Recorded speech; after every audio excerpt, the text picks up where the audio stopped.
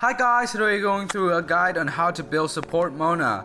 She's a Hydro Catalyst user in Mondstadt, released back in 1.0, and she ascended on energy recharge, yet she still remained one of a very solid support until this day.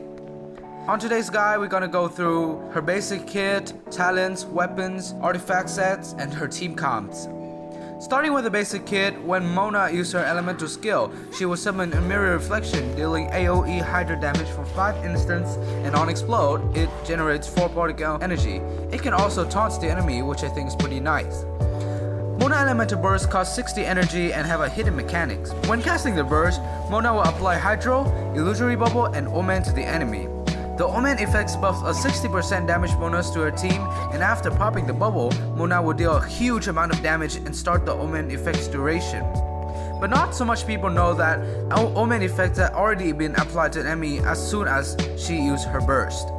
Popping the bubble will just shorten the Omen effect. And because of this hidden mechanics of Mona Elemental Burst, I just stated up there, we can take advantage of this mechanic since it doesn't allow bubble to pop an enemy with shield or being frozen. We can utilize this mechanic to obtain an extra 3 seconds of Omen effect. To finish off, Mona passive talent that gives her Hydro damage bonus depend on 20% of her energy recharge she has. Her second passive will create a mirror reflection like her elemental skill, but dealing 50% less in every 2 seconds when she's dashing.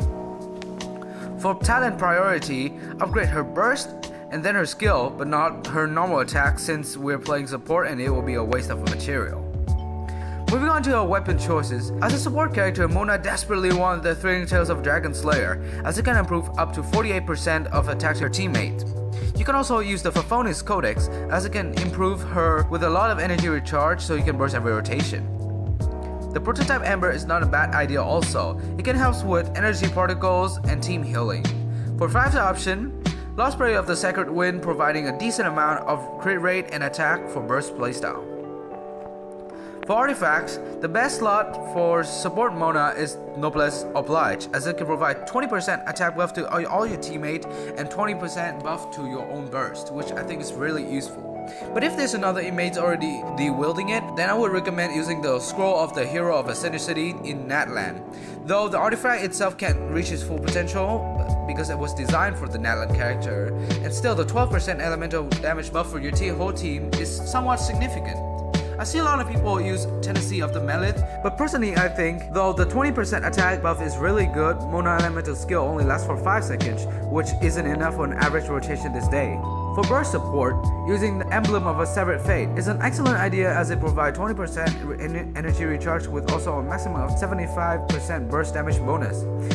And about the stats, just get around 150% to 200% energy recharge with a ratio of 1/2. After that, your Mona should dealing explosive damage. For Constellation, her C1 and C4 be the best, as C1 provide reaction like Vaporize, Electrocharge, and Hydro Swirl, a damage bonus when the enemy is affected by the Omen of her burst. Her C4 just simply give the on-field character an extra 50% crit rate when the enemy is affected by the Omen, and the rest of her Constellation go towards the DPS playstyle of Mona, enhancing her own personal damage. Moving on to her teammates, Mona can be playing a lot of teams related to Hydro reaction like Vaporize, Freeze, even Electrocharge, and Mono Hydro. And since her kit provides 60% damage bonus, she becomes one of the most versatile unit. Following the meta, you can play her in Skirk's Freeze comp, Wake Up Vape, Arlecchino Vape, Molani Nuke, Chaska, Nuvolet, Electrocharge, Chlorine, and even work in Hyper Bloom and Bloom teams. The fact that her burst is so broken, you can almost fit her in any team slots. Overall, thanks for watching. Let me know your opinion of this guide in the comment section, and if you found this guide useful, consider subscribing and leaving a like. Everything will be very much appreciated. See you in the next one.